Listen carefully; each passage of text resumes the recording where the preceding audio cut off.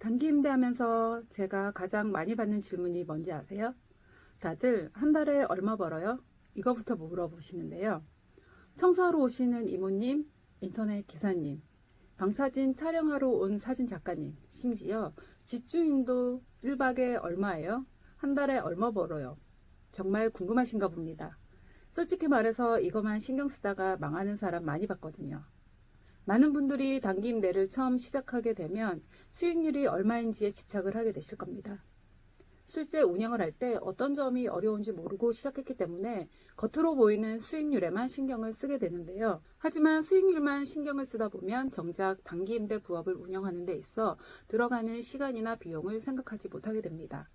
사실 처음 시작할 때는 수익률을 엄청 높이는 것보다 안정적이고 지치지 않게 운영하는 것이 더 중요하다는 것 알고 계셨나요?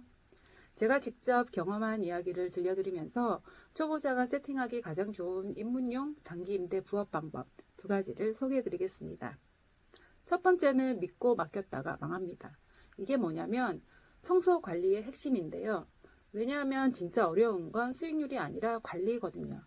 손님이 계속 들어와야 돈을 버는데 청소 문제 하나만 터져도 바로 일성 리뷰를 받고 끝장납니다. 저는 침대가 딱딱했다고 별 1점 받고 암막 커튼 사이로 아침 햇살이 들어와서 아침잠 설쳤다고 1점 받아서 슈퍼호스트에서 내려온 적도 있거든요. 저는 처음에 에어비앤비 청소 알바를 하면서 업계를 배웠습니다.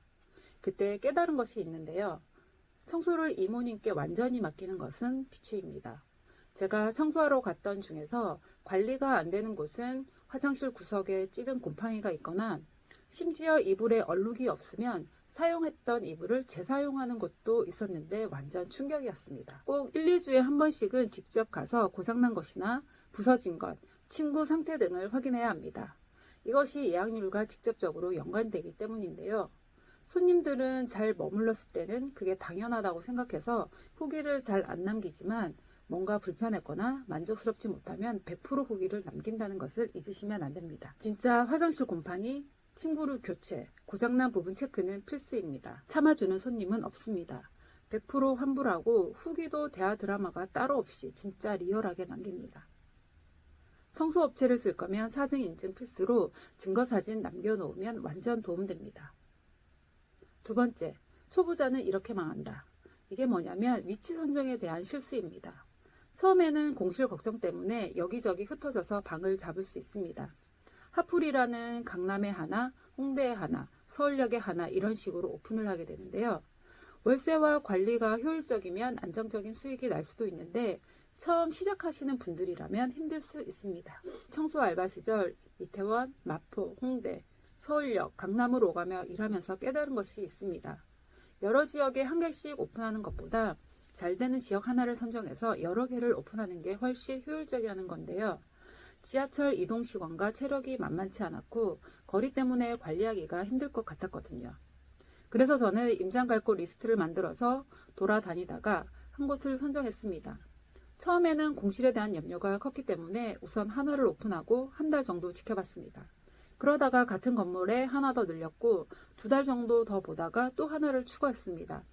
아마 결단력 있고 추진력 있는 사람이라면 더 빨리 방 개수를 늘렸을 테지만 저는 의심이 많고 손실에 대한 걱정이 많은 사람이었습니다. 그래서 시간이 걸리기는 했지만 후회는 없고요. 그리고 가장 중요하지만 실수가 많이 터지는 부분인데요. 바로 시장조사입니다. 해당 플랫폼에서 향후 1~2달 예약 사항을 확인하는 것입니다. 이때 기존에 평점이 높은 후기가 많이 쌓인 방과 비교하기보다는 신규 진입한 방과 우선 비교하는 것이 좋습니다. 평점이 높은 기존 방들은 1~2달 전부터 이미 예약률 70~80% 차 있는 경우가 많습니다. 제가 운영했던 방들도 그랬고요.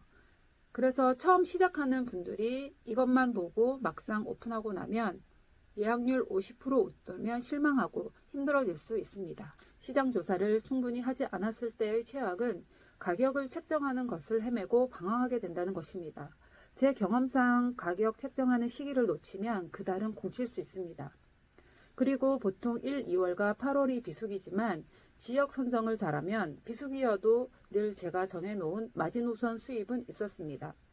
그 최악의 경우 한 달 최저 수입은 코로나 때 정한 것인데요. 이것만큼은 꼭 지켜내도록 준비하는 것이 중요합니다. 오늘은 여기까지고요. 만약 단기 임대가 더 궁금하시다면 구독, 좋아요 눌러주시고요. 다음 영상에서 또 만나요. 안녕.